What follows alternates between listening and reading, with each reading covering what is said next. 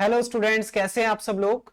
तो आप सभी के मई 25 के एग्जाम्स ओवर हो चुके हैं और जो सितंबर 25 वाले स्टूडेंट्स हैं जिनका अटेम्प्ट सितंबर 25 में है उनके लिए मैं टेस्ट सीरीज लेकर आया हूं सितंबर 25 के लिए।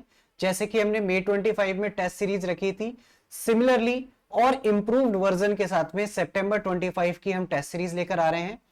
वो टेस्ट सीरीज आपको कैसे ज्वाइन करनी है, अगर आप ज्वाइन करना चाह रहे हैं तो उसमें किस तरीके से हम चीजों को एग्जीक्यूट करेंगे, क्या क्या आपके फ्रीक्वेंटली आस्क्ड क्वेश्चंस रहते हैं, क्या क्या इस टेस्ट सीरीज के फीचर्स हैं, इस टेस्ट सीरीज से आप क्या क्या चीजें एक्सपेक्ट कर सकते हैं, वो सारी चीजें मैं इस वीडियो में बताने जा रहा हूं। ताकि जब भी आप टेस्ट सीरीज ज्वाइन करें तो एक बार आप क्या करें, इस वीडियो को देख लें ताकि आपको जितने भी डाउट्स हैं आपके वो सारे क्लियर हो सके। और जो मैं यहाँ पे डिस्कस करूंगा वो सारा रिटन फॉर्म में होगा, उनको मैं एक बार एक्सप्लेन करूंगा और वो सारी चीजें मैं आपको व्हाट्सएप ग्रुप पर भी डाल दूंगा ताकि आपको अगर वीडियो नहीं देखना है तो आप रीड करके भी चीजों को समझ सकते हैं, कोई प्रॉब्लम की बात नहीं है। चलिए मैं आ जाता हूं टेस्ट सीरीज में। सबसे पहले हम बात कर लेते हैं शेड्यूल की। तो देखिए जैसे कि मई 25 में मैंने शेड्यूल बनाया था और शेड्यूल में सीक्वेंस हमने कुछ डिसाइड किया था, वो सीक्वेंस बच्चों को काफी पसंद आया। तो बच्चों ने कहा कि सर ये सीक्वेंस बहुत अच्छा है, तो मैंने सीक्वेंस में बहुत ज्यादा चेंज नहीं किया है, सेम सीक्वेंस रखा है। डेफिनेटली क्वेश्चंस आपके बिल्कुल अलग होंगे, जो मई 25 में आए थे वो क्वेश्चंस रिपीट नहीं होंगे, न्यू क्वेश्चंस हम फ्रेम करेंगे, अच्छे अच्छे क्वेश्चंस हम फ्रेम करेंगे। ठीक है, बाकी शेड्यूल आपका सेम है, मतलब सीक्वेंस हमारा सेम है। ये जो आपका कि कौन सा हमने पहले टेस्ट लेना है कौन सा बाद में लेना है, वो जो सीक्वेंस है वो आपका बिल्कुल सेम है, एग्जैक्टली सेम है, इसमें कोई भी डिफरेंस मैंने नहीं किया है। यहां पर हमने क्या किया है, हमने कुछ कुछ जो छोटे छोटे इंडेज थे उनको हमने एक सिंगल टेस्ट में कवर कर दिया है। जो कुछ हमारे छोटे छोटे इंडेज थे वो हमने सिंगल सिंगल टेस्ट में कवर कर दिए हैं। जो हमारे कुछ बड़े बड़े इंडेज थे, जो बड़े बड़े इंडेज थे जैसे इंडेज 116, 115, 103, 110, 109, इनका हमने सिंगल सिंगल टेस्ट लिया है क्योंकि इनमें अपने आप में ही काफी कुछ होता है पूछने के लिए, तो इनको हमने सिंगल सिंगल टेस्ट में कवर किया है। तो इस तरह से हमने एंटायर सीए फाइनल एफआर के सिलेबस को 13 टेस्ट में डिवाइड कर दिया है। 13 टेस्ट में हमने डिवाइड कर दिया है और 13 टेस्ट हम लेंगे जिसमें आपका एंटायर जो कोर्स है एफआर का वो कवर हो जाएगा। ये हम एफआर की बात कर रहे हैं अभी, करेक्ट। चलिए इसके बाद में ये हमने जो शेड्यूल बनाया है ये आपका ऑप्शनल है, मैं आपको पहले बता देता हूं। अगर आप पंक्चुअलिटी मेंटेन करना चाहते हैं तो आप इस शेड्यूल के हिसाब से अपने टेस्ट दे सकते हैं कि भाई 20 मई को हमारा फर्स्ट टेस्ट है, उसकी सबमिशन डेट है 21 मई 2025। ठीक है, उसके बाद में अगला टेस्ट आपका 25 मई को है जिसकी सबमिशन डेट है 26 मई। मतलब टेस्ट की सबमिशन डेट क्या होगी, टेस्ट डेट प्लस 1 डे, मतलब T+1 डे आपको मिलेगा सबमिट करने के लिए। सर 21 में सबमिट नहीं कर पाए तो मैंने आपसे बोला है ना कि ये ऑप्शनल है, आप चाहें तो बाद में भी सबमिट कर सकते हैं।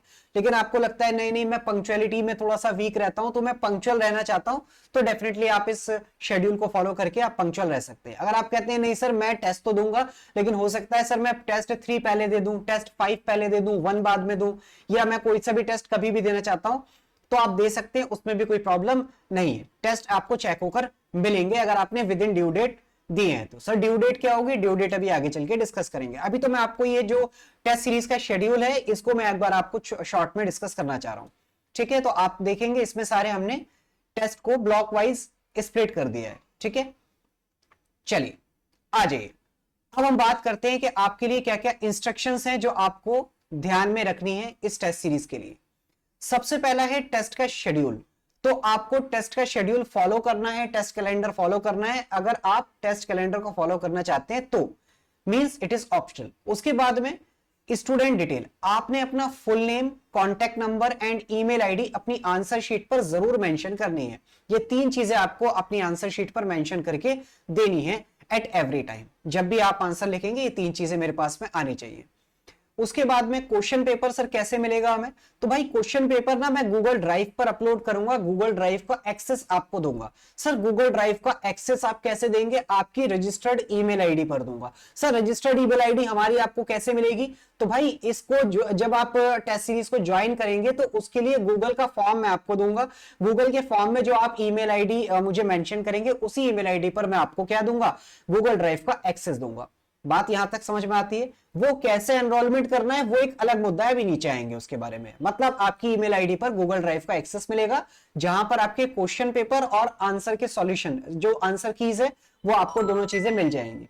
वहां से आप क्या कर सकते हैं, अपना रिट्रीव कर सकते हैं अपना क्वेश्चन पेपर। चलिए उसके बाद में देखो, टाइम मैनेजमेंट का मैंने एक इंस्ट्रक्शन डाला है, कंप्लीट टेस्ट करना है विद इन टाइम। जो भी हर टेस्ट का अलग अलग टाइम हो सकता है, कोई हो सकता है टेस्ट नंबर 1 मुझे लगता है कि 1 घंटे में पूरा हो जाना चाहिए, तो मैं 1 घंटे का टाइम दूंगा। कोई टेस्ट मैंने ऐसा दिया है जो बहुत लेंथी है, तो लेंथी टेस्ट के हिसाब से टाइम भी मैं डेफिनेटली आपको बढ़ा कर दूंगा। ठीक है, तो जो भी टाइम उसमें लिखा होगा आपका क्वेश्चन पेपर में, उस टाइम में आपको पेपर कंप्लीट करने का ट्राई करना है। सर उस टाइम में पेपर कंप्लीट हम नहीं कर पाए तो हमें क्या करना है? तो क्या सर छोड़ दें? नहीं, छोड़ना नहीं है, मैं आपको बताता हूं। अगर मान लो आप टाइम पे पूरा नहीं कर पाए हो, तो आप क्या करोगे, आप अपनी आंसर शीट में प्लस करके टाइम लिखोगे कि रिक्वायर्ड टाइम से प्लस 15 डेज मैंने एक्स्ट्रा लिए।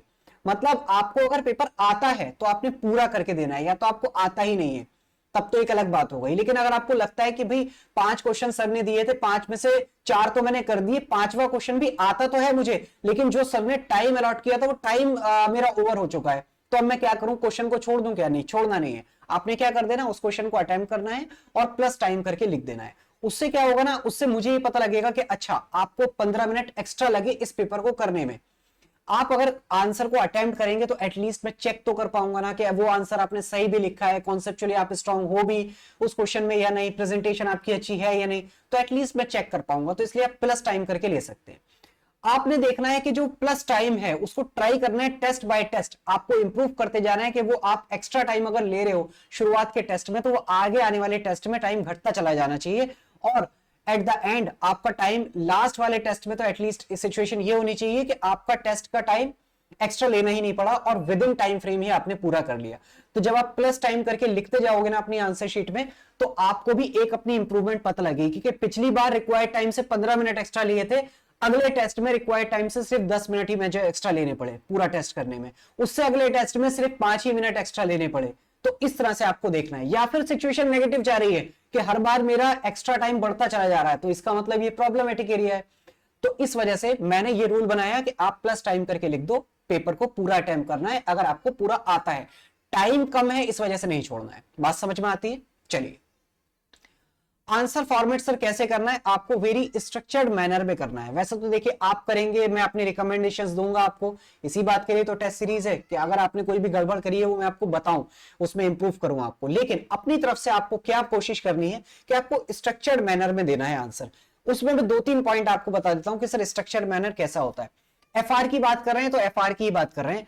यहां पर आपने क्या करना है, कोई भी आप वर्किंग नोट बना रहे हैं उसकी प्रॉपर हेडिंग दीजिए, प्रॉपर हेडिंग एटलीस्ट दीजिए। मैं ये नहीं कह रहा कि आपको लाइनें वगैरह खींचनी है और प्रॉपर स्केलिंग करनी, नहीं, लेकिन एटलीस्ट अगर आप कोई वर्किंग बना रहे हैं, वर्किंग नोट्स बना रहे हैं, उसकी प्रॉपर हेडिंग दीजिए। ठीक है, उस हेडिंग को अंडरलाइन एटलीस्ट कर दीजिए, स्केल से नहीं डायरेक्ट अंडरलाइन कर दीजिए। ठीक है, कोई वर्किंग नोट है, कोई आपका और भी चीजें हैं, प्रॉपर लिखना है। आपको लाइनिंग गैप रखना है, लाइन में एक लाइन का एटलीस्ट गैप रखना है आपको। ऐसा नहीं है कि लाइन बाय लाइन आप बस लिखते जा रहे हैं, आपको एक लाइन का गैप रखना है और वर्ड्स में गैप रखना है। वर्डिंग गैप, लाइनिंग गैप, दो चीजें कर ली, प्लस हेडिंग्स आपने प्रॉपर दे दी। अगर ये आप 3 चीजें भी एटलीस्ट कर देंगे ना, तो आपकी हैंडराइटिंग अगर थोड़ी सी 19 भी है तो वो आपकी बेटर लगने लगेगी, प्रेजेंटेशन काफी हद तक बेटर लगने लगेगी। ठीक है, तो आपने इस चीज का ध्यान रखना है। नेक्स्ट पॉइंट पे आते हैं। नेक्स्ट पॉइंट है आपका सबमिशन पीरियड। तो अगर आप शेड्यूल फॉलो कर रहे हैं तो आपको सबमिट करनी है अपनी आंसर शीट जो गिवन डेडलाइन लिखी है उसमें। भाई अगर आप शेड्यूल फॉलो कर रहे हैं तो डेफिनेटली उस शेड्यूल को फॉलो करना है, पंक्चुअलिटी आपको मेंटेन करनी है। तो आप जो टाइम लिखा है मतलब T+1 डे, उसमें आपको अपनी आंसर शीट सबमिट करनी है। मैं फिर बता दूं ये चीज ऑप्शनल है, आप चाहें तो बाद में भी सबमिट कर सकते हैं, कोई प्रॉब्लम की बात नहीं है। इवैल्यूएशन एंड फीडबैक वो मैं आपको करके दूंगा with in given time frame. ठीक है, उसमें मुझे 3 या 4 डेज लगेंगे मैक्सिमम, उसमें आपको अपनी आंसर शीट्स कॉपी चेक होकर मिल जाएगी। इवैल्यूएशन में कैसे करूंगा वो अभी हम आगे बात करेंगे। कोई आपको एक्सटर्नल हेल्प नहीं लेनी है, कोई भी एक्सटर्नल हेल्प नहीं लेनी है। आपको बिल्कुल एनवायरनमेंट कैसा बना के चलना है, जैसा कि मेन एग्जाम में आपका एनवायरनमेंट होने वाला है, वहां पे भी आप कोई एक्सटर्नल हेल्प नहीं ले सकते हैं। तो यहां पर भी आपको कोई भी एक्सटर्नल हेल्प, किसी तरह की हेल्प नहीं लेनी है। ठीक है, आईबीएस का पेपर नहीं है, एफआर का पेपर है, सब कुछ खुद लिखना है। ऐसा नहीं ओपन बुक है कि हाँ देख लिया कॉन्सेप्ट, अरे थोड़ा सा देख लेते हैं, हल्का सा हिंट ले लेते हैं, और बस ये वाला पॉइंट समझ में आ जाए तो आगे मैं कर दूंगा, बस ये वाला पॉइंट चलो देख लेता हूं, ऐसा नहीं। आपने बिल्कुल अपने दिमाग पे जोर डालकर ही मेमोरी को रिकॉल करना है, तो ही आपको करना है, ठीक है। थोड़ा सा भी हिंट आपको नहीं लेना है, ठीक है। एग्जाम से अलग सिर्फ मैंने क्या किया, यहां पर आपको एक्स्ट्रा टाइम देना अलाउ कर दिया, उसका भी रीजन है, वो मैंने आपको पूरा डिटेल में बता दिया कि क्यों मैं एक्स्ट्रा टाइम आपको अलाउ कर रहा हूं, ताकि आप क्वेश्चन अटेम्प्ट करेंगे तो मैं चेक कर पाऊंगा आपका आंसर, ठीक है। और आपकी परफॉर्मेंस को इंप्रूव करने के लिए भी वो एक इंडिकेटर हो जाएगा कि एक्स्ट्रा टाइम कितना लेना पड़ रहा है। तो नॉर्मल जो आपका मेन एग्जाम होगा उससे अलग हटके मैंने सिर्फ ये वाला पॉइंट रखा है, बाकी सब आपका प्रॉपर एग्जामिनेशन हॉल वाला एनवायरमेंट आपको बनाकर चलना है। चलिए, कंसिस्टेंसी आपको मेंटेन करके चलनी है, आपको रेगुलरली टेस्ट करने हैं और आपकी परफॉर्मेंस को इंप्रूव करना है। देखिए, जब आप रेगुलरली टेस्ट देंगे तो आप बड़ी सारी मिस्टेक्स करेंगे। टेस्ट 1 में बड़ी सारी मिस्टेक्स करेंगे जो आप टेस्ट 2 में सुधारेंगे। कैसे सुधारेंगे? टेस्ट 1 जब आपको चेक होकर मिलेगा तो आप टेस्ट 1 को जब चेक होकर मिलेगा तो आप देखेंगे कि आप मेरी कई सारी रिकमेंडेशंस लिखी होंगी, मैं अपनी रिकमेंडेशंस आपको ग्रीन पेन से मार्क करके दूंगा कि इस क्वेश्चन में आपने क्या गड़बड़ करी। अगर मान लीजिए आपका 10 नंबर का क्वेश्चन है फॉर एग्जांपल, वहां पे आपके 1 या 2 मार्क्स कट रहे हैं, तो हो सकता है कि मैं बहुत ज्यादा कोई रिमार्क्स ना लिख कर दूं, क्योंकि वो हो सकता है क्योंकि छोटी मोटी मिस्टेक से, कोई स्लिप ऑफ माइंड से या कोई क्लरिकल मिस्टेक से आपका मिस्टेक हो गया हो जिसकी वजह से 1 या 2 नंबर कट गए। लेकिन अगर 10 नंबर वाले क्वेश्चन में आपको 3 नंबर या 4 नंबर मिल रहे हैं even after writing a lot of content, तो इसका मतलब है कि कहीं ना कहीं मेजर प्रॉब्लम है, या तो आपने लिखा ही नहीं। भाई अगर कुछ लिखा ही नहीं तो मैं क्या ही रिकमेंडेशन दूंगा, कुछ है ही नहीं मेरे पास चेक करने के लिए। मान लो कोई क्वेश्चन आपने अटेम्प्ट ही नहीं किया, ठीक है, तो उसमें मैं क्या ही रिकमेंडेशन दूंगा, उसमें तो यही कहूंगा भाई इसको आपका, इसका मतलब कॉन्सेप्चुअली आप वीक हो, आप स्ट्रांग करो, बस यही जनरल रिकमेंडेशन रहेगा। लेकिन अगर आपने काफी कुछ लिखा है अपने आंसर में, ठीक है, तो और आपको मार्क्स मिले हैं 10 में से 3, 4, 5, 6, तो मैं आपको बताऊंगा कि भाई 4 नंबर आपके क्यों कटे या 5 नंबर आपके क्यों कटे। उसमें पूरे मेरे पैराग्राफ प्रॉपर वर्डिंग्स लिखी हुई होंगी, वो आपने ध्यान में रखनी है। वो वहां से आपकी क्या होगी, मिस्टेक्स इंप्रूव होंगी, मिस्टेक्स आपकी वाइप्ड आउट होंगी। वो मिस्टेक्स आपको अगले टेस्ट में नहीं लेके जानी है, अगले टेस्ट में कुछ नई मिस्टेक करनी है। नई मिस्टेक करेंगे, नए रिमार्क्स मिलेंगे, नए रिमार्क्स को दोबारा से रीड करना है अगले टेस्ट के रिमार्क्स को, फिर वो मिस्टेक्स आपकी टेस्ट 3 में रिपीट नहीं होनी चाहिए। मतलब ऐसे ऐसे करके 13 टेस्ट में आप बड़ी सारी अपनी mistakes within test series ही वाइप्ड आउट कर देंगे। तो मेन एग्जाम में आपकी बहुत फिल्टर्ड होके बची कुची मिस्टेक्स जाएंगी। अगर आप टेस्ट नहीं देते हैं और आप मेन एग्जाम में डायरेक्ट जाते हैं तो शायद आप 100 मिस्टेक्स करके आएंगे। लेकिन अगर 100 मिस्टेक्स आपने इन टेस्ट में कर ली, ठीक है, उनमें से मैं ये कहता हूं कि आप अपना स्ट्राइक रेट बनाइए, आप अपना स्ट्राइक रेट बनाइए कि कम से कम 90 मिस्टेक्स आपको खत्म कर देनी है within test frame. Within test आपको 100 में से 90 मिस्टेक्स अपनी खत्म कर दी है। मतलब आप मेन एग्जाम में कितनी मिस्टेक्स लेके जाएंगे, सिर्फ 10 मिस्टेक्स लेके जाएंगे, ठीक है। तभी तो आप 10 मिस्टेक्स वहां करेंगे। मैं ये नहीं कह रहा कि 100% मिस्टेक आपकी इस टेस्ट सीरीज में खत्म कर दोगे, कभी नहीं हो सकता ऐसा, ठीक है, वो प्रैक्टिकली पॉसिबल ही नहीं है। मैं वो बात कर रहा हूं आपसे जो प्रैक्टिकली पॉसिबल है, ठीक है। तो 10 मिस्टेक्स आप वहां पे करेंगे तो कोई बात नहीं है ना, जब भी तो आपके 100 में से 100 नहीं आएंगे। अगर वो 10 मिस्टेक्स भी आप ना करें तो इसका मतलब 100 में से 100 नंबर आ जाएंगे आपके, तो वो नहीं आने, वो आप भी जानते हैं, मैं भी जानता हूं, सब जानते हैं, ठीक है। और आपके मार्क्स आएंगे कम से कम 60, 65, 70 नंबर आराम से लेके आ सकते हो आप, बहुत आराम से 70 प्लस भी आप आराम से लेके आ सकते हो, ठीक है, क्योंकि आपने सारी मिस्टेक्स टेस्ट में ही कर ली होंगी और मेन एग्जाम के लिए बहुत गिनी चुनी मिस्टेक्स करी होंगी। तो जब मिस्टेक गिनी चुनी है तो मार्क्स भी गिने चुने आपके कटेंगे, ठीक है। तो आपको कंसिस्टेंसी इस तरह से मेंटेन करनी है। अगर आप अपनी मिस्टेक्स रिपीट कर रहे हैं तो इसका मतलब है कि आप कुछ भी इंप्रूव नहीं कर रहे हैं।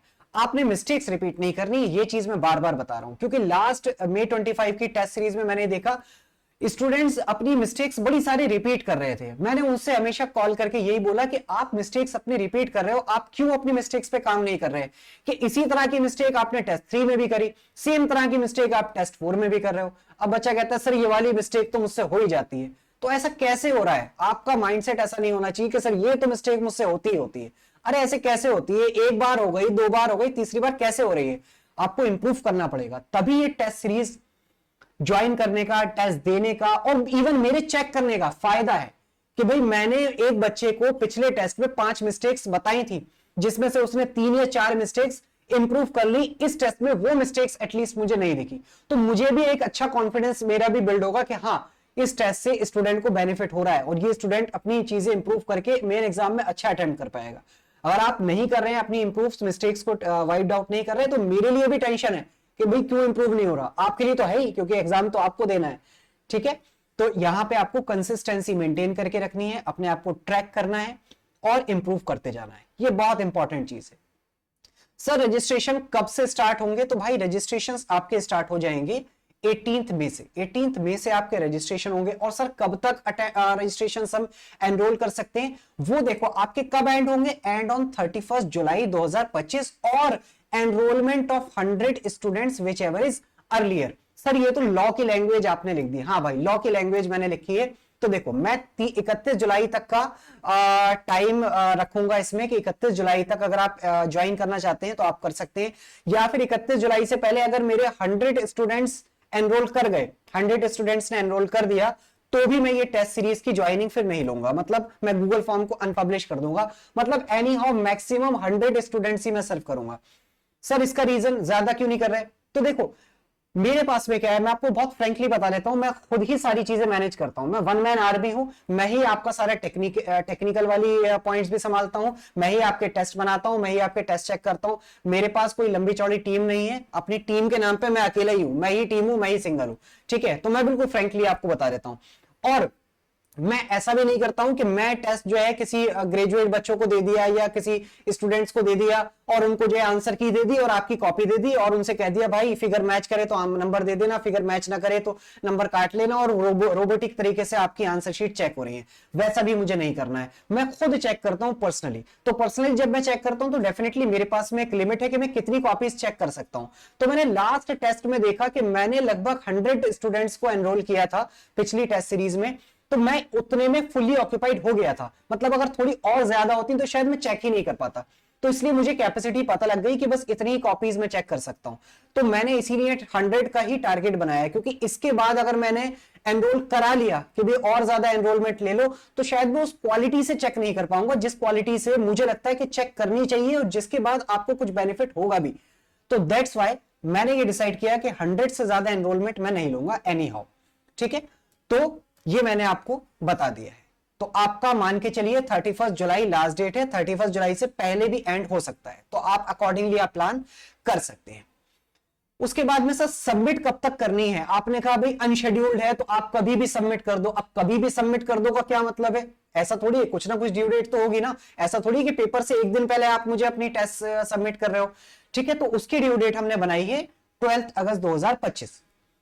अगर आप 12 अगस्त 2025 तक मुझे अपनी आंसर शीट सबमिट कर देते हैं तो वो आपको चेक होकर मिल जाएगी। सर 12 अगस्त के बाद करी, मान लो 13, 14, 15 को करी, तो भाई पहले 12 अगस्त तक की अगर कोई कॉपीज पेंडिंग होंगी तो मैं पहले वो चेक करूंगा। मतलब सर कुल मिलाकर आप ये कहना चाहते हो कि आप first in first out method पर कॉपीज चेक करोगे, बिल्कुल मैं यही कहना चाहता हूं कि पहले आओ पहले पाओ, पहले जिसकी कॉपी आएगी उसकी मैं पहले चेक करूंगा डेफिनेटली, ठीक है। तो उसके बाद में 12 अगस्त के बाद की कोई गारंटी नहीं है कि चेक होकर मिलेंगी, लेकिन 12 अगस्त तक अगर आपने मुझे सेंड कर दी है कॉपी तो डेफिनेटली डोंट वरी, आपकी सबकी कॉपीज चेक होकर मिलेंगी, ठीक है। सर ये टेस्ट का शेड्यूल जो आपने ऊपर दिखाया है ये हमें कहां से मिलेगा, तो भाई इसके लिए आपको जाना होगा हमारी वेबसाइट पर। ये वेबसाइट भी 100 यूट्यूब वीडियोस देखने के बाद में मैंने खुद ही बनाई है, ठीक है। तो ये वेबसाइट पर आपको जाना है, वहां पर आपको टेस्ट सीरीज का शेड्यूल मिल जाएगा, उसे आप अपने पास सेव करके रख सकते हैं, या फिर मैं इसको व्हाट्सएप ग्रुप जो हमारा है उसमें मैं पोस्ट कर दूंगा, उसको पिन कर दूंगा, वहां से आप देख सकते हैं, गैलरी मीडिया में पड़ा होगा, इसकी कोई दिक्कत की बात नहीं है। ये दोबारा कहेंगे दोबारा भी शेड्यूल मिल जाएगा, कोई प्रॉब्लम नहीं है। चलिए सर इंपॉर्टेंट पॉइंट ये है ईमेल की सब्जेक्ट लाइन क्या करनी है। सर जब आप मुझे अपनी टेस्ट सीरीज भेजेंगे ना तो वो आपको व्हाट्सएप पर नहीं भेजनी है, वो आपको प्रॉपर हमारी रजिस्टर्ड ईमेल आईडी पर भेजनी है। सर ईमेल आईडी आपकी जो है वो क्या है वो भी मैं आपको अभी आगे बताऊंगा। सर ईमेल जब हम करेंगे तो उसमें सब्जेक्ट लाइन क्या होनी चाहिए, तो देखो सब्जेक्ट लाइन का फॉर्मेट मैंने आपको बताया, सब्जेक्ट का नाम डैश टेस्ट सीरीज का मतलब टेस्ट का सीरियल नंबर, जैसे कि example FR dash test 4, FR का टेस्ट 4, मतलब आप जब टेस्ट 4 मतलब इंडेक्स 116 का मुझे आंसर शीट भेजेंगे तो आपने सब्जेक्ट लाइन क्या लिखनी है, इंडेक्स 116 लिख दे सर क्या, नहीं भाई ऐसा नहीं लिखना है, आपको इसी फॉर्मेट में लिखना है, ठीक है। FR का टेस्ट 4 या फिर DT टेस्ट 6 या फिर और भी अगर हम टेस्ट सीरीज आगे स्टार्ट करेंगे, जैसे अभी फिलहाल FR और DT स्टार्ट किए, आगे भी मान लीजिए अगर हम ऑडिट स्टार्ट करते हैं तो ऑडिट टेस्ट 2, ठीक है, AFM टेस्ट 5, इस तरीके से सब्जेक्ट नेम डैश टेस्ट का serial number.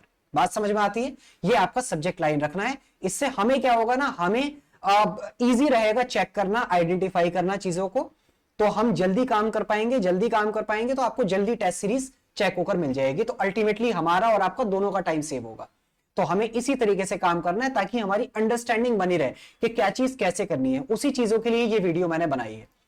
Scanning, sir scanning आपको कैसे करनी है? सर स्कैनिंग कैसे भी कर दें, ऐसे उल्टा सीधा कुछ भी, बंद कमरे में बंद लाइट में नहीं भाई, प्रॉपर लाइटिंग होनी चाहिए, प्रॉपर आपको जो है डायरेक्शन लेनी है कि प्रॉपर पूरा कैमरा जो है कॉपी पे आपका आए, और लाइट्स वगैरह प्लीज ऑन करके स्कैन करना। ऐसा ना हो कि भाई वो इतनी दूर से आपने स्कैन किया है कि मुझे जूम करना पड़ रहा है, जूम करने की वजह से वो ब्लर हो रहा है, मैं देख ही नहीं पा रहा, पढ़ ही नहीं पा रहा, तो मुझे ज्यादा टाइम लगेगा आपकी कॉपी चेक करने में। ठीक है, तो आपको मेरा टाइम बचाना है ताकि मैं जल्दी आपकी कॉपी चेक करके दे पाऊं। ब्लर होगा तो हो सकता है कि इतना ब्लर हो मैं आपसे ये कह दूं भाई दोबारा भेजो, ये मेरे समझ में नहीं आ रहा, मैं चेक ही नहीं कर सकता, तो उसमें आपका भी टाइम कहीं ना कहीं लग जाएगा, मेरा भी टाइम लगेगा। तो इसलिए हमें क्या करना है, प्रॉपर स्कैनिंग करनी है कि आप खुद समझदार हो, लेजिबल होना चाहिए। आप खुद देख लेना कि क्या आप पढ़ पा रहे हो, अगर आप प्रॉपर पढ़ पा रहे हो तो डेफिनेटली मैं भी पढ़ पाऊंगा। लाइटिंग प्रॉपर होनी चाहिए, तो आपको प्रॉपर स्कैनिंग करके मुझे आपको भेजना है, प्रॉपरली लेजिबल वो होना चाहिए।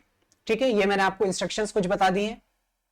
ये इंस्ट्रक्शन हमारी May 25 की जो टेस्ट सीरीज है उसके बेस पे मैंने बताया कि वहां क्या क्या प्रॉब्लम्स आई थी, तो वो सारी प्रॉब्लम्स मैंने यहां पर पहले ही आपको बता दी कि ऐसा ऐसा आपने नहीं करना है। चलिए सर, टेस्ट सीरीज का एग्जीक्यूशन प्रोसेस क्या होगा? तो देखिए, सबसे पहले तो आपको क्या करना है, टेस्ट सीरीज के लिए गूगल फॉर्म आपको फिलअप करना है। ठीक है, गूगल फॉर्म आपको फिलअप करना है, सारी इंफॉर्मेशन करेक्ट आपको करनी है, चेक भी कर लेना कि कोई इंफॉर्मेशन आपकी गलत ना हो।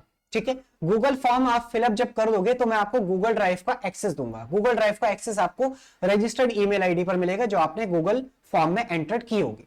उसके बाद में टेस्ट पेपर आपको अवेलेबल हो जाएंगे गूगल ड्राइव के थ्रू, वहां से आप टेस्ट पेपर को रिट्रीव कर सकते हैं, पीडीएफ फॉर्म में होंगे, उसको आप लेके अपना टेस्ट टाइम करिए।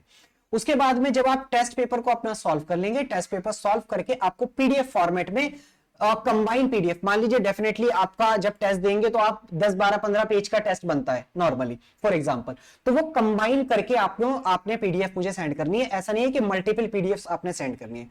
ठीक है, और वो किस ईमेल आईडी पर करनी है, breaklogictestseries@gmail.com, ये हमारी ईमेल आईडी है, इसी पर आपने टेस्ट अपना आंसर शीट्स को भेजना है।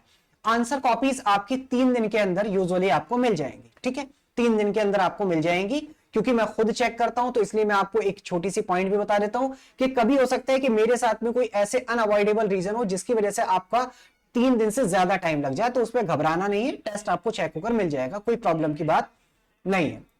जैसे अभी लास्ट मंथ क्या हुआ, मेरा थोड़ा सा मेडिकल इमरजेंसी आ गई थी, मेरा बेबी हुआ था, तो मैं थोड़ा सा हॉस्पिटल में ऑक्यूपाइड था, तो लास्ट में अप्रैल में जिन बच्चों ने कॉपीज मुझे भेजी थी तो उनकी टेस्ट सीरीज चेक होने में, उनकी कॉपीज चेक होने में मुझे नॉर्मल से ज्यादा टाइम लग गया, इवन 10 से 12 दिन भी लग गए, लेकिन आफ्टर ऑल मैंने चेक करके सबको दे दी।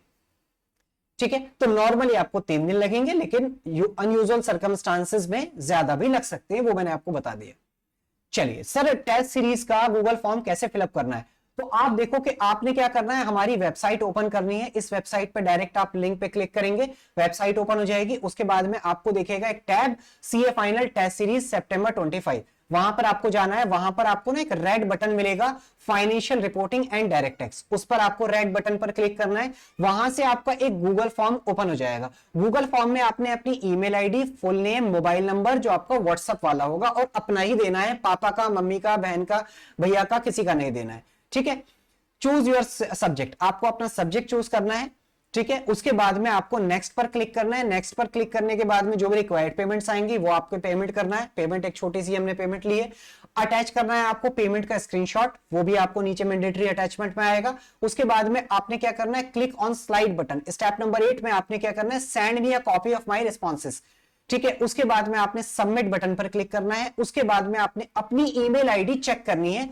आपने कंफर्मेशन ईमेल मिला होगा कि भाई आपने एनरोलमेंट कर दिया है, मतलब आपका गूगल फॉर्म हमारे पास में आ गया है, उसकी कंफर्मेशन मेल आपके पास में आएगी। ये आपने स्टेप नंबर 10 में चेक कर लेना है। आपका काम यहां पर खत्म हो गया। उसके बाद में हम आपको क्या करेंगे, हम क्या, मैं आपको क्या करूंगा, मैं आपको जो आपका गूगल ड्राइव का एक्सेस होगा वो मैं आपको प्रोवाइड कर दूंगा, जहां पे आपको क्वेश्चंस पेपर मिलेंगे। चलिए, उसके बाद में सर इस टेस्ट सीरीज के कुछ स्पेशल फीचर बताओ, इस टेस्ट सीरीज के कुछ स्पेशल फीचर बताओ। तो देखिए, सबसे बढ़िया फीचर है इसमें कि आपको ना क्वेश्चन वाइज रिमार्क्स मिलेंगे, will be mentioned on your answer sheet to help you identify the area of improvement.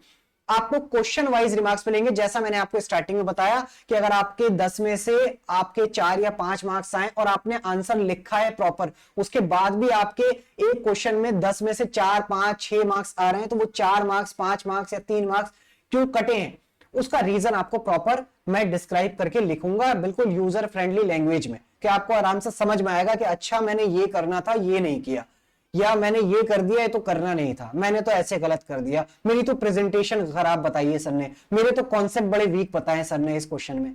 ठीक है, वो चीज आपको प्रॉपर मिलेगी। और मैं आपको ना दिखा भी देता हूं किस तरह से आपका रिमार्क्स मिलेगा। रिमार्क्स, एक सेकेंड में आपको रिमार्क्स दिखा देता हूं ताकि आपको समझ में आ जाए किस तरह से हमारे रिमार्क्स होते हैं। तो ये देखें, स्क्रीनशॉट मैंने आपका लिया है। ये एक इंडेस 116 का क्वेश्चन था जहां पर ये बात पूछा गया था आपसे कि भाई ये कॉन्ट्रैक्ट लीज है भी या नहीं। एक कॉन्ट्रैक्ट बता दिया था, उसमें पूछा कि पहले तो आप ये बताओ कि ये कॉन्ट्रैक्ट लीज है भी या नहीं, मतलब प्योर थ्योरेटिकल क्वेश्चन। उसके बाद में फिर उसने कहा कि अगर लीज है तो अकाउंटिंग एंट्रीज वगैरह आप पास करके दिखाओ।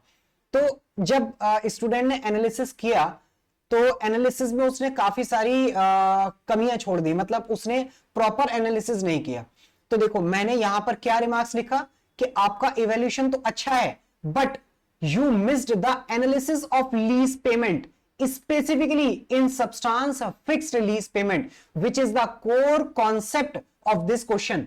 You should consider it in evaluation to get full marks. कि आपका ये जो क्वेश्चन आया था, ये क्वेश्चन था इन सब्सटेंस फिक्स लीज पेमेंट का, जो आप इंडेस 116 में पढ़ते हैं। ठीक है, मैं उसके ज्यादा डिटेल में नहीं जाऊंगा। तो इन सब्सटेंस फिक्स लीज पेमेंट इसमें थी, जिसकी वजह से ये लीज कॉन्ट्रैक्ट बन रहा था। तो स्टूडेंट ने बाकी सब लिखा, जो कोर कॉन्सेप्ट था जिसके बेसिस पे पूरा क्वेश्चन आया था, उसके बारे में डिस्कस नहीं किया। स्टूडेंट ने लिखा कि भाई हाँ आइडेंटिफाइड एसेट है, लीज टर्म इतना है, सारी चीजें लिख दी, लेकिन लीज पेमेंट के बारे में उसने इनफ डिस्कशन नहीं करी। तो मैंने उसके मार्क्स काटे थे, तो मैंने उसमें लिखा कि भाई आपके मार्क्स इसलिए कटे हैं क्योंकि आपने लीज पेमेंट के बारे में इनफ डिस्कशन नहीं करी है। ठीक है, तो इस तरह से आपको अपनी आंसर शीट में रिमार्क्स दिखेंगे इससे, और ये रिमार्क्स आपने पढ़ने हैं अपनी आंसर शीट में। ऐसा नहीं कि मैंने भेज दिया बस हाँ हो गया हो गया, नहीं, पढ़ना है आपको ध्यान से कि भाई किस क्वेश्चन में क्या रिमार्क्स लिखे हैं, जरा पढ़ू। तो जब आप पढ़ोगे तो आपको समझ में आएगा कि अच्छा ऐसे करना होता है, इस चीज पे फोकस होता है एग्जामिनर का, इस वजह से हमारे मार्क्स आज तक कटते आए हैं, तभी आप इंप्रूव कर पाओगे। अगर आप ये रिमार्क्स मैंने लिख दिया, आपने पढ़ा ही नहीं, तो फिर तो फायदा ही नहीं ना कुछ भी। तो इस तरह से आपको रिमार्क्स मिलेंगे। चलिए, तो ये स्क्रीनशॉट मैंने डिलीट कर दिया है यहां से। ठीक है, मैंने आपको सिर्फ एक हेल्प के लिए, आपको दिखाने के लिए बनाया था। चलिए हम आगे अपने पॉइंट्स पे चलते हैं। तो आपको इस तरह से रिमार्क्स मिलेंगे, पॉइंट नंबर 1। और अगर आपके 40% से कम मार्क्स आए हैं तो मैं आपको पर्सनली गाइड करूंगा, ऑन कॉल आपसे डिस्कस करूंगा कि भाई क्या प्रॉब्लम आ रही है कि आप 40 मार्क्स भी नहीं लेके आ पा रहे हैं। भाई 40 का तो एटलीस्ट एक बेंचमार्क है ना, वहां से इंप्रूव करना है हमें, कि 40 से अब हमें इंप्रूव करके 50, 60, 70 तक जाना है by the end of this test series, कि भाई टेस्ट टू टेस्ट हम इंक्रीज करके। लेकिन अगर आप 40 भी नहीं ला पा रहे हैं तो इसका मतलब बहुत सीरियस प्रॉब्लम है आपके साथ में। तो इस सिचुएशन में हम उन स्टूडेंट्स के साथ में अलग से कंडक्ट करेंगे सेशन, पर्सनली कॉल करके पर्सनली डिस्कस करूंगा मैं आपके साथ में, और चीजों को हम इंप्रूव करेंगे कि आपके साथ में क्या प्रॉब्लम आ रही है वो समझेंगे, और फिर मैं आपको उसके हिसाब से गाइड करूंगा कि कैसे आप इंप्रूव कर सकते हो। थर्ड पॉइंट है आपका इंडिविजुअल डिस्कशन होगा। ठीक है, आपकी स्ट्रेंथ वीकनेस पे, कि भाई आपकी क्या स्ट्रेंथ है क्या वीकनेस है। ये चीज जब 3 से 4 टेस्ट हो जाएंगे उसके बाद में मुझे एक अंदाजा हो जाएगा कि हाँ ये बच्चा ना, इसके पास में प्रेजेंटेशन बड़ी अच्छी है, प्रेजेंटेशन स्किल बड़ी अच्छी है, या इस बच्चे के ना कॉन्सेप्ट बड़े अच्छे होते हैं लेकिन प्रेजेंट नहीं कर पाता अच्छे से, या इस बच्चे के पास ना इनफ कंटेंट नहीं होता लिखने के लिए। आंसर से पता लगता है कि इसको आता सब है लेकिन ये डिसाइड नहीं कर पाता कि क्या लिखना है कैसे लिखना है। तो ये जब 3-4 टेस्ट हो जाएंगे तो मैं 3-4 टेस्ट में एनालाइज कर पाऊंगा आपकी परफॉर्मेंस को, आपका स्ट्रेंथ वीकनेस को, कि आप कैसे किस तरीके से करते हो। वो चीज फिर मैं आपको बताऊंगा कि भाई आपके पास ये स्ट्रेंथ है, इसको सस्टेन करके रखो, ये वीकनेस है इस पे काम करो। स्ट्रेंथ भी पता होनी चाहिए, आपको पता होना चाहिए ना ये चीज मेरी स्ट्रेंथ है, तभी तो आप उसको मेंटेन करके रखोगे, आपको पता लगेगा तो। और वीकनेस भी पता होनी चाहिए तभी तो आप उसको इंप्रूव करोगे। तो ये चीज मैं आपके साथ में डिस्कस करूंगा। कोई भी कॉमन मिस्टेक्स वगैरह जो भी होंगी बच्चों की, वो सारा मैं हो सकता है यूट्यूब वीडियो बनाकर बताऊं या फिर व्हाट्सएप पर आपको मैसेज कर कर बता दूं व्हाट्सएप ग्रुप पर।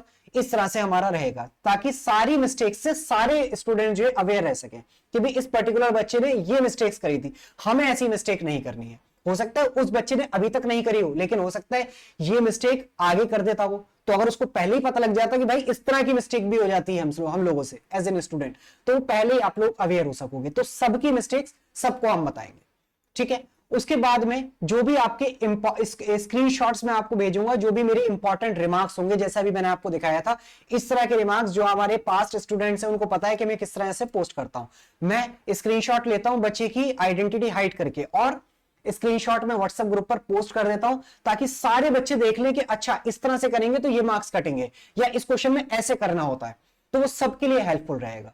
तो ये चीजें मैं करता रहता हूं। तो ये हमारे कुछ स्पेशल फीचर्स हैं जो मैंने इस टेस्ट सीरीज में रखे। इसके बाद में आपके कुछ फ्रीक्वेंटली आस्क्ड क्वेश्चंस होंगे। वो frequently asked questions based on May 25 test series जो आपने मुझसे पूछे थे पास्ट स्टूडेंट्स ने, उनको मैंने FAQs के फॉर्म में रख लिया है। सर मैं व्हाट्सएप पर आंसर शीट भेज दूं क्या?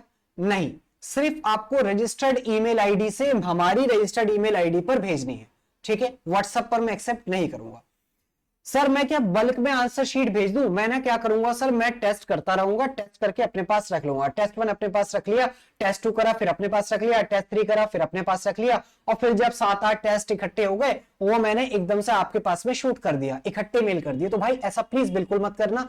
एक टेस्ट हो गया उस टेस्ट को आप भेज दो, एक टेस्ट हो गया उस टेस्ट को आप भेज दो, उसके बाद में टेस्ट 2 करो फिर मुझे भेज दो, ताकि मेरे ऊपर भी बर्डन नहीं पड़ेगा ना। मैं भी आपका एक टेस्ट आया वो चेक करके आपको दे दूंगा, उसमें कुछ रिकमेंडेशंस दूंगा, तभी तो आप वो रिकमेंडेशन टेस्ट 2 में आप फॉलो करते हुए कंसीडर करते हुए टेस्ट 2 को इंप्रूव कर पाओगे। जो मिस्टेक्स टेस्ट 1 में करी होंगी वो टेस्ट 2 में नहीं करोगे। अगर आप बल्क में भेजोगे तो हो सकता है आपकी सेम तरह की मिस्टेक आपने सारे टेस्ट में कर रखी हो, तो इसलिए ऐसा बिल्कुल नहीं करना है। आपको एक टेस्ट अगर आपका हो गया है उसकी पीडीएफ आज आप मुझे सेंड कर दो, उसके बाद ही अगला टेस्ट आप अटेम्प्ट करो, फिर अगला टेस्ट हो जाए फिर मुझे भेज दो, फिर अगला टेस्ट अटेम्प्ट करो, ठीक है। तो इस तरीके से आपको करना है।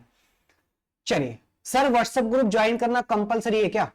हमें ना बड़े सारे मैसेजेस आते रहते हैं ग्रुप्स में, तो हम तो परेशान हो जाते हैं, हमें डिस्टर्बेंस होता है। तो भाई व्हाट्सएप ग्रुप देखो रिकमेंडेटरी है कि आप ज्वाइन करो, क्योंकि उसमें हो सकता है मैं कुछ इंफॉर्मेशन दूं टेस्ट सीरीज के रिगार्डिंग, किसी टेस्ट के रिगार्डिंग कोई इंफॉर्मेशन ऐसी हो जो रेलिवेंट हो, और आप व्हाट्सएप ग्रुप में नहीं हो तो आप मिस कर दो और आपका कहीं ना कहीं टाइम लॉस या कोई भी लॉस हो जाए, ठीक है। या फिर वो आप मुझसे फिर अलग से पूछोगे, ठीक है, तो वो आपकी चीजें डिले होंगी। बता मैं दूंगा डेफिनेटली, लेकिन कहीं ना कहीं हो सकता है कि मैं ये कहूं भाई ये वाली चीज तो मैं व्हाट्सएप ग्रुप पर 5 दिन पहले बता चुका हूं, ये चीज ऐसे होनी है, आप फिर कहो मुझसे कि सर हम तो व्हाट्सएप ग्रुप में नहीं है। तो इसलिए व्हाट्सएप ग्रुप आप जरूर ज्वाइन करो। आपको लगता है कि सर वो ना डिस्टर्बेंस होता है तो आप म्यूट कर दो ना, दिन में एक बार शाम को उठा के देख लिया कि हाँ कोई काम का मैसेज तो नहीं है सर का। देखो मेरा मैसेज होगा तो काम का ही होगा, ठीक है, मैंने अगर कोई मैसेज किया है तो वो डेफिनेटली काम का ही मैसेज होगा, तो शाम में एक बार चेक कर लिया। इसलिए आप रिकमेंडेटरी है, लेकिन मैं कहता हूं कि स्ट्रांगली कि आप व्हाट्सएप ग्रुप जरूर ज्वाइन करें, क्योंकि पिछली टेस्ट सीरीज में बहुत सारे स्टूडेंट्स थे जो आज भी व्हाट्सएप ग्रुप में नहीं है हमारे, और उनके फिर अलग से मैसेजेस आया करते थे। तो वो चीज ना हो आपके साथ में, और जिसकी वजह से उनका ना कहीं नुकसान भी हुआ, छोटा मोटा, मतलब नुकसान क्या, टाइम लॉस हुआ कि जो चीज मैं 5 दिन पहले 7 दिन पहले बता चुका हूं वो चीज उन्हें 5 दिन के बाद 7 दिन के बाद पता लग रही है, तो दिक्कत आती है, ठीक है। अगला sir, can I send my answer sheet from different email ID? नहीं भाई, डिफरेंट ईमेल आईडी से नहीं, जो आपने गूगल फॉर्म में एनरोल करी होगी ना रजिस्टर्ड ईमेल आईडी, उसी ईमेल आईडी से आपने क्या करना है, आपने अपनी आंसर शीट्स को भेजना है।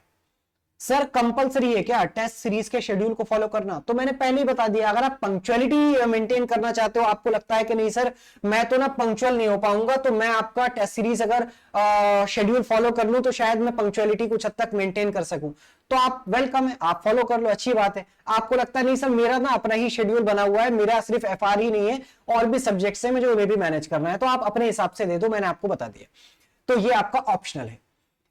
सर क्या हम आपसे पर्सनली कनेक्ट हो सकते हैं व्हाट्सएप पर या फिर कॉल पर, अगर हमें कभी भी दिक्कत हो? तो भाई बिल्कुल आप कभी भी मुझसे कनेक्ट हो सकते हो, आप मैसेज डाल देना, हो सकता है इमीडिएट कनेक्ट हो जाऊं, या मैं आपको टाइम दे दूंगा कि ठीक है 2 बजे कॉल कर लो, 3 बजे कर लो, शाम को कर लो, सुबह को कर लो, जैसे भी होगा वो हम टाइम डिसाइड करके कनेक्ट हो सकते हैं। मुझसे कनेक्ट होना आपके लिए बहुत ही आसान है, ठीक है, कोई दिक्कत की बात नहीं आएगी कभी भी।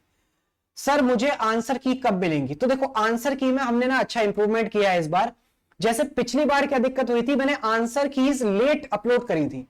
लेट अपलोड करने का भी रीजन था कि जिन बच्चों ने टेस्ट दे दिया था वो चाहते थे कि अब आंसर की हमें मिल जाए। जिन बच्चों ने टेस्ट नहीं दिया था वो बच्चे क्या कहा करते थे कि सर अभी आंसर की अपलोड मत करो, और जब हम टेस्ट दे देना तब करना, अदरवाइज ना हम फिर आंसर देखने लग जाएंगे।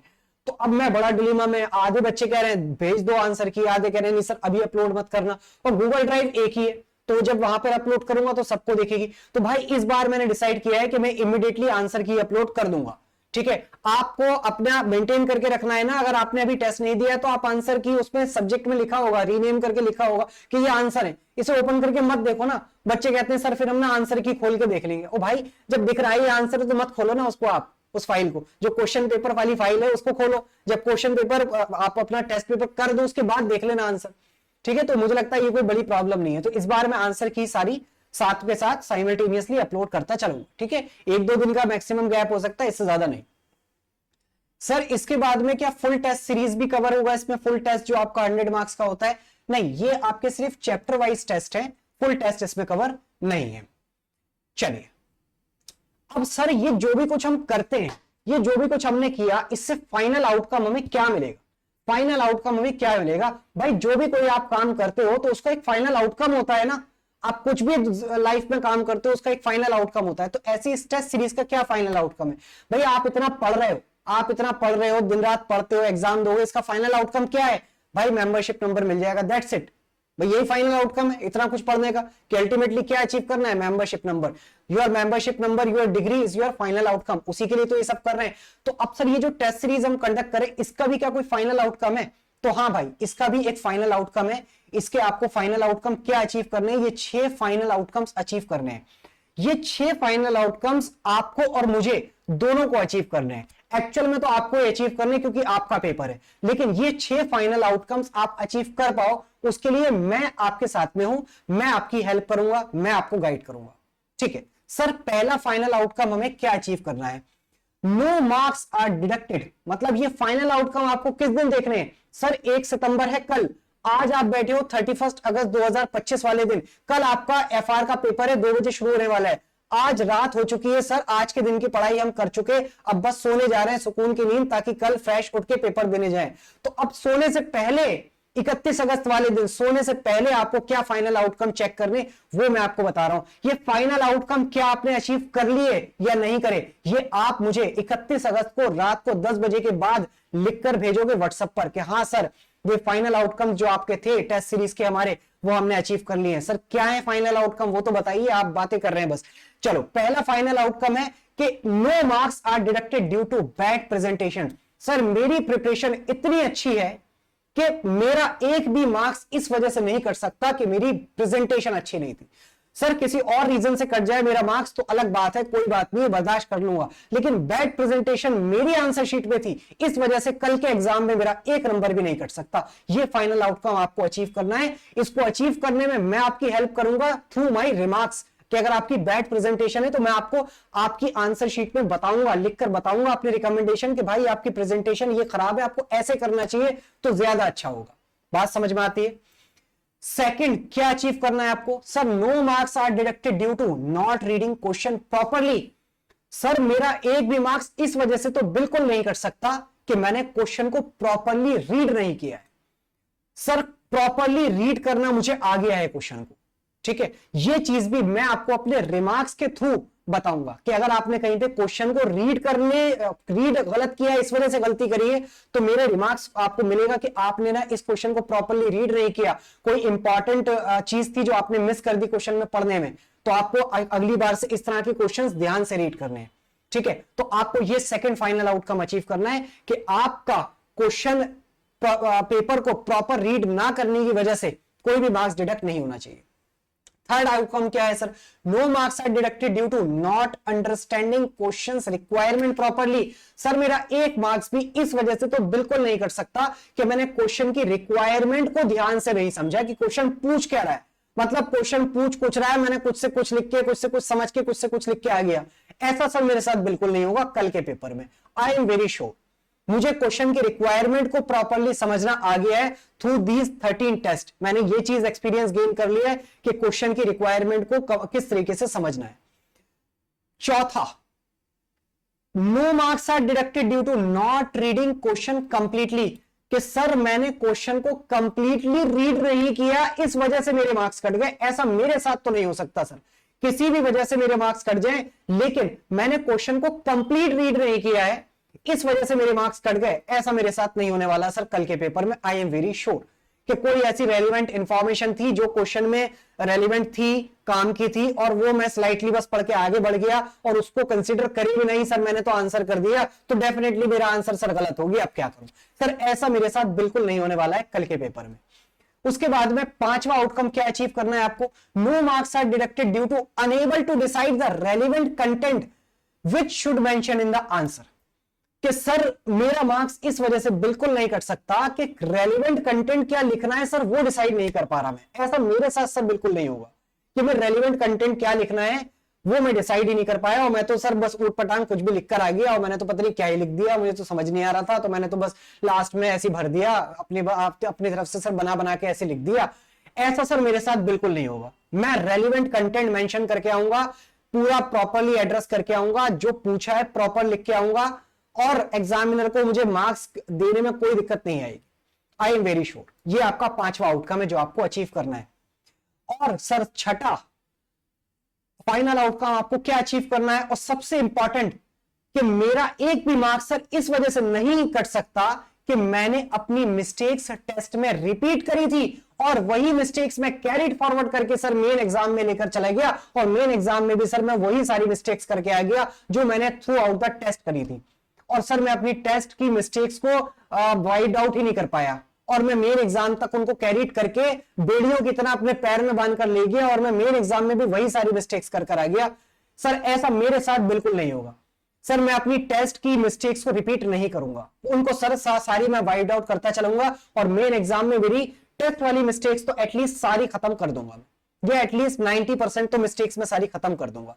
मेरी मिस्टेक्स रिपीट हुई इस वजह से मेरे मार्क्स मेन एग्जाम में कटे, ऐसा सर मेरे साथ बिल्कुल नहीं होगा। ये 6 फाइनल आउटकम है जो आपको इस टेस्ट सीरीज से अचीव करने हैं। ये 6 फाइनल आउटकम है, इनको कंसीडर करते हुए आपको चलना है, इनको कंसीडर करते हुए आपको टेस्ट देना है, इनको कंसीडर करते हुए आपने अपनी प्रिपरेशन करनी है, अपनी स्ट्रेटेजी बनानी है। सब चीजें इन फाइनल आउटकम को रिवर्स कैलकुलेट करते हुए करना है कि फाइनली मुझे 31 अगस्त को 10 बजे बैठना है अपने सुकून से, और आपको मुझे मैसेज करना है कि हाँ सर व्हाट्सएप पर, सर ये फाइनल आउटकम मैंने अचीव कर लिए हैं, I am very confident in these 6 points.